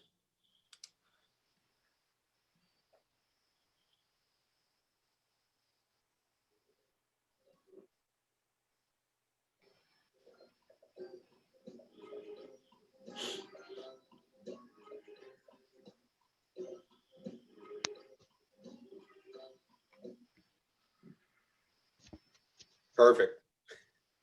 Everyone got that one right.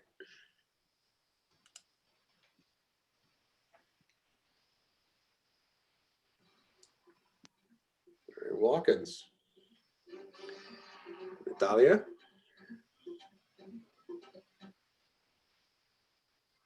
And Muhapa back on top. Excellent. Good job, guys. Good job. Good job. Good job, Muhaba. Good job.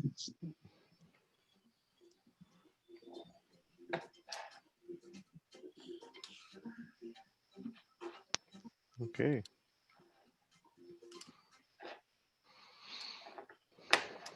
So, believe. Come back over here.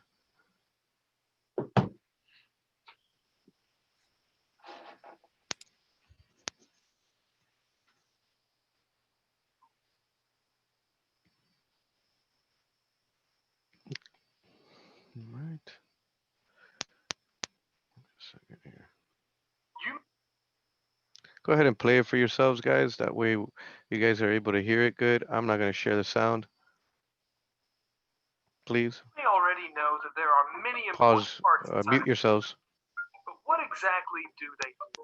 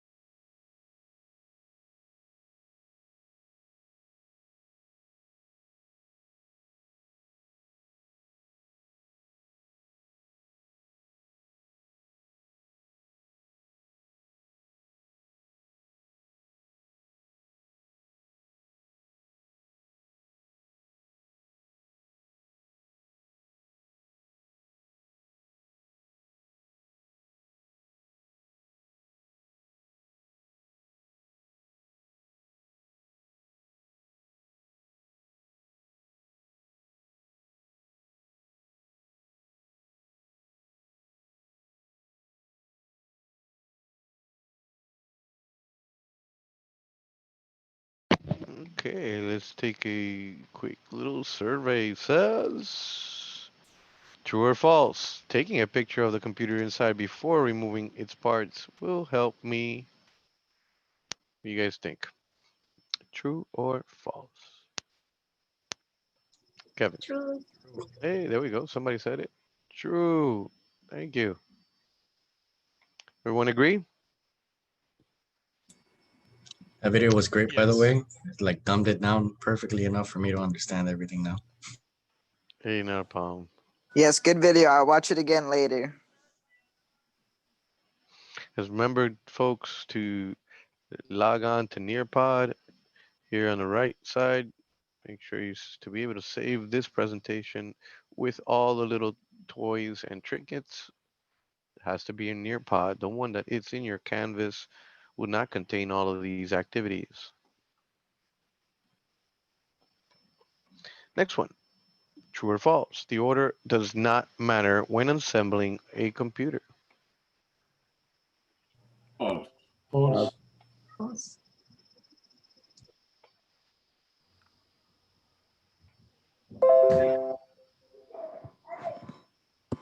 Next one. What would be the last step of rebuilding a computer?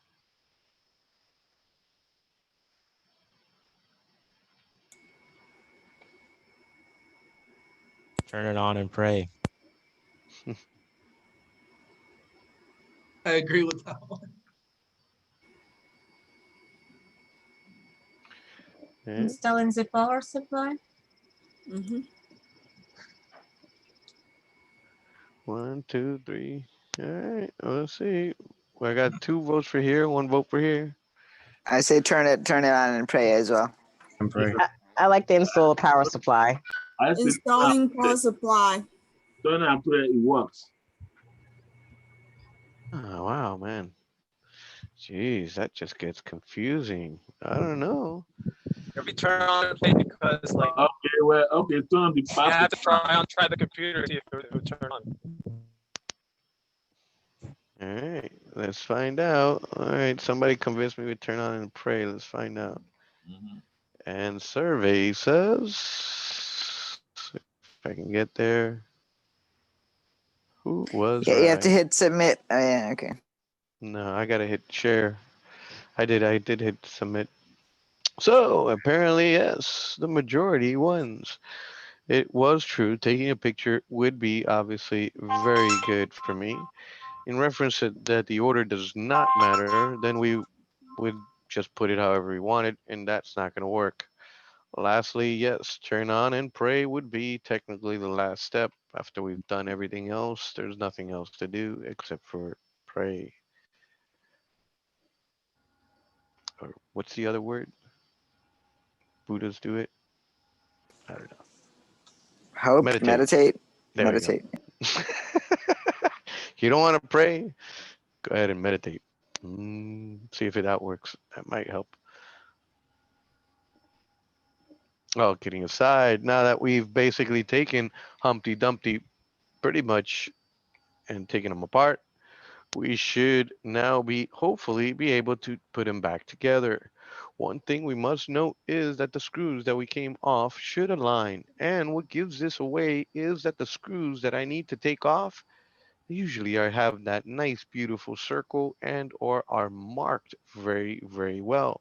Therefore, if you see extra screws and you're wondering, should I take it off? Wonder no more. They're clearly marked, usually with a humongous circle, be that it is with a metal circle around it, a white circle, something indicating that this is in detail with this. Now, be careful. This also impacts any riser card. Therefore, if a riser card has screws and it's marked, lets you know that that removes the actual riser card. Don't think that it's going to remove the motherboard. It's just going to remove the riser card, which is first because the riser card is on top of the actual motherboard. It must be removed first. Now you can remove the actual motherboard. But in this case, we're just trying to line up because we're putting Humpty Dumpty back again. I ensure that those two circles are in line with the holes that I see down here. As Kelly mentioned before, please take note. These things have sometimes little notches or something that it sits on. Therefore, just throwing it on top is the wrong thing. We need to make sure we line it up and then just place it on top of the holes, making sure that it goes into place. We can't just slide it into place. We just need to set it into place. Majority of the times, if we don't do that, we could once again be putting metal to metal and shorting off the actual motherboard. Questions, doubts, I have a question. Go ahead, Josh. Yes, it goes back to that X method that we talked about. Exactly how would you do it, and how does it work, and how does that help you? Okay. Have you ever changed a tire on a car? No, honestly, but Okay. Then so I could explain the situation. Hopefully you can actually see this. All right, this doesn't have alcohol, right? It comes from Ecuador, but it doesn't have alcohol. All right, people, stop your brains here. Here goes your tire. If you go and place the screws like this in a circle manner, it will not be the correct way. Because of the fact that you have done this, it doesn't assure that you actually applied pressure here and a pressure over here. If you notice now, when I do that, this little piece of skin goes up and down, requiring for the metal to go into place. It must be in an X pattern to ensure that you do not pressure too much in one side. The moment that I go in a circle pattern, if you notice, several screws are up and I'm completely pushing one side of the board down versus assuring that there is an even amount of pressure on each side of the board. Did that make sense? Mhm. yes, that's much better. Thank you. Not a problem. And there goes my desktop. God only knows where. There he is. I guess that guy's back. You guys still seeing the right one? It's not a small half screen. Yeah, you're good. All right. Any other questions in reference to this slide?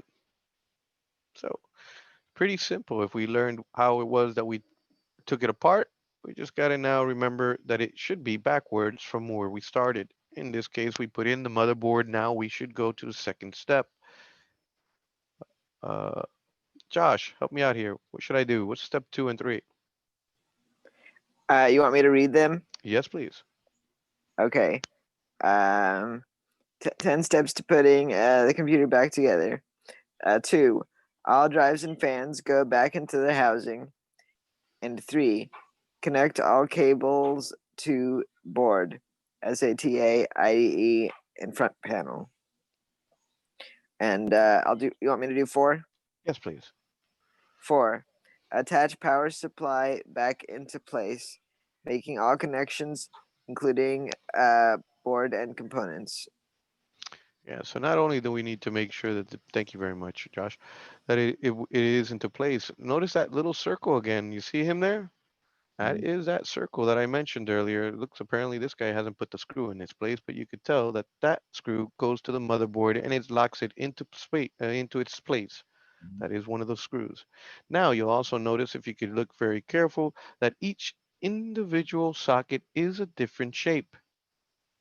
That is on purpose, as I mentioned about a million times, to ensure that you do not put this backwards. So if even you can't tell what is pin number 1, this little doohickey does not allow you to put it backwards. Now that we've connected all of these things, we can proceed to steps 5 through 10. And Washington, if you can help me out here. So, number 5, place a CPU back using ZIF, zero insertion force, locking it back into place. If thermal paste is needed, add a small amount before attaching the heatsink, roughly the circumference of the eraser on a pencil. Read all? Hello? You're on mute, Diego. Yes, please. Yes, please. Okay. Number 6, insert RAM, being sure to locate the notch in the slot. Insert straight down until the clips snap to secure. Number 7, insert all expansion cards connecting as documented. Number 8, place case cover back on according to removal process. Number 9, attach all the external connectors, including monitor, keyboard, mouse, USB connections, and the power cord. And number 10, start the computer by pressing the power button. Listen for any unusual noise, smell, or activity, and document any errors and pray. Yes. Now, can anybody, thank you very much, Anne. Can anybody tell me what a ZIF connector is?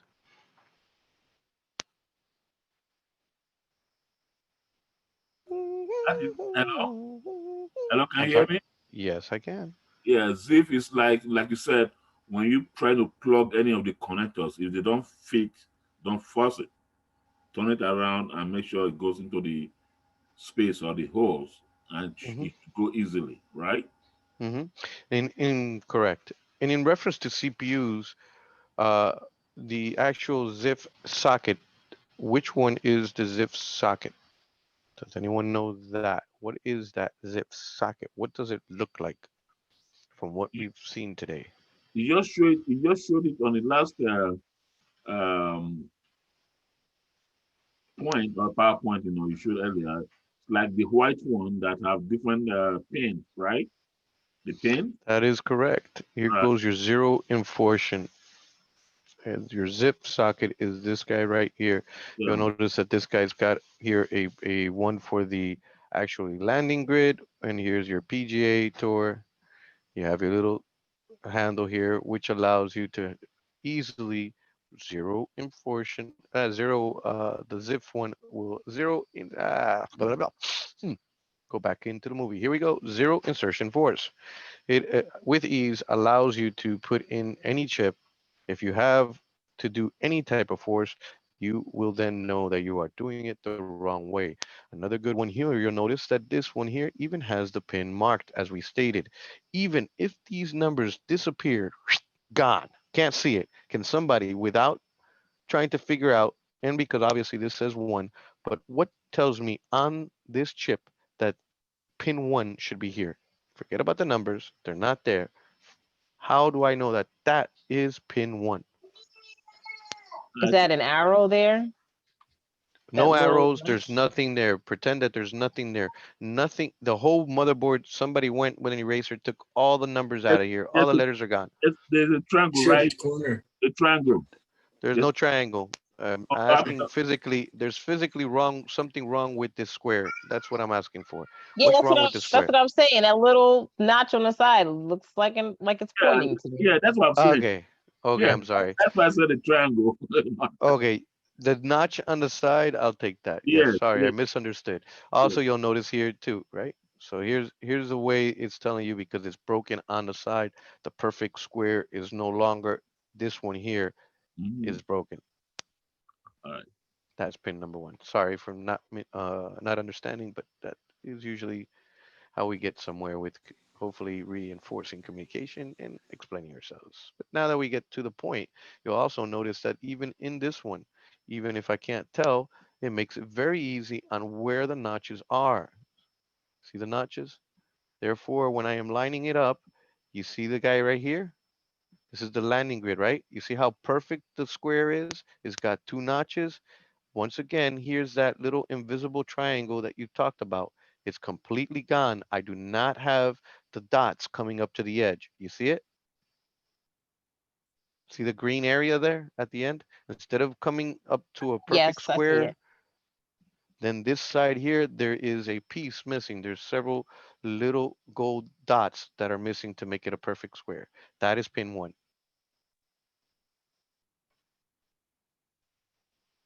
All right. Any questions on the steps of putting Humpty Dumpty back again? All right. Next, we're going to play the steps of putting him back together. Don't worry about the drawing. We made it in a much more interesting way. Please select the step that corresponds to the actual name of that given step.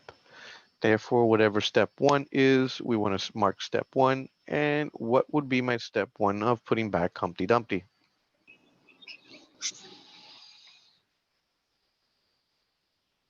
Hello? Anyone? Screw it. Replace the motherboard. I don't know if that's on there. Yeah, it sounds like a Putting in the step. motherboard.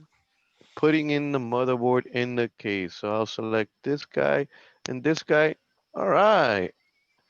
So let's look for the square that says step two now. So step two, what's the next step then?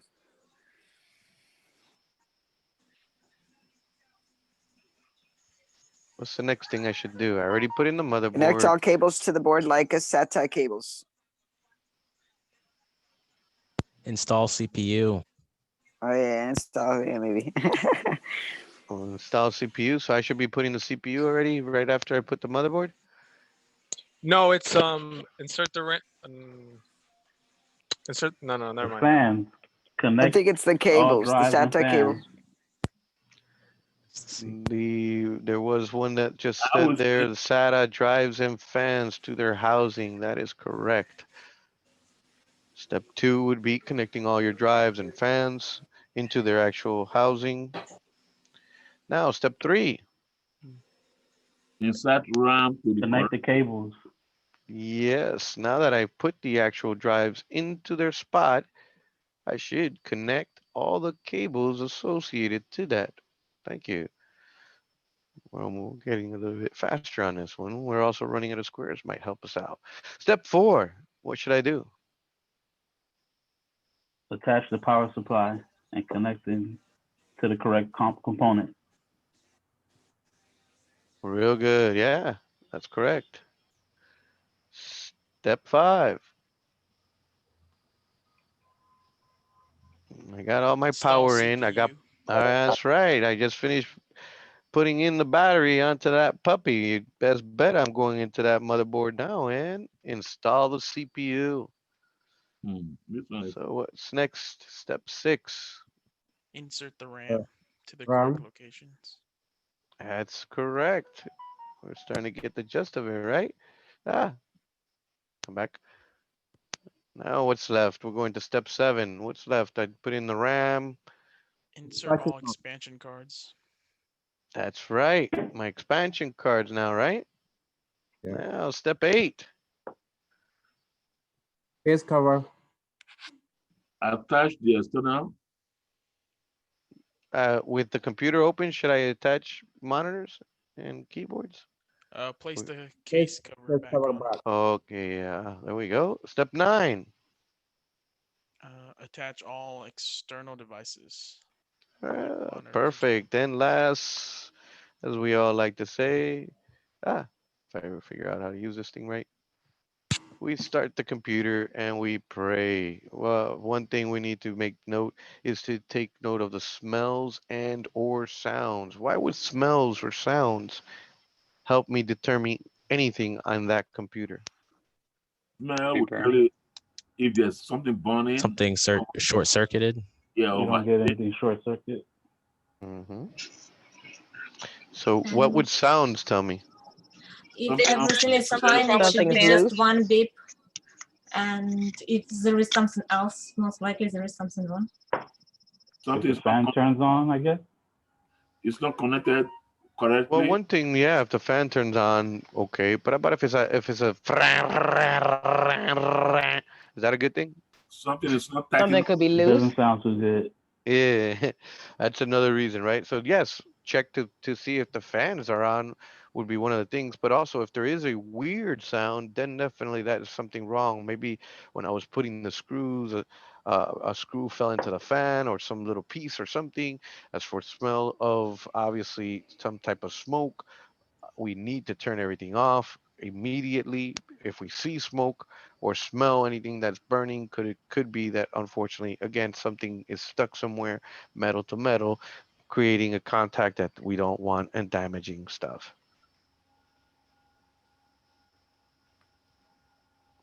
Well, that was fun. There we are. So by now, hopefully, we should be able to describe and identify key components inside a personal computer. Name the steps to hopefully take it apart, and lastly, put it back together. This only takes practice. One key thing, as we stated, always back up before we touch anything. Plan accordingly and identify exactly what we're going to do before we even proceed with any safety procedures or even reaching into this device. And this concludes my little presentation. Later on, you will be able to, with ease, come in here and take the exit quiz. As for now, my friends, this concludes this session, and we will proceed to the last one for today.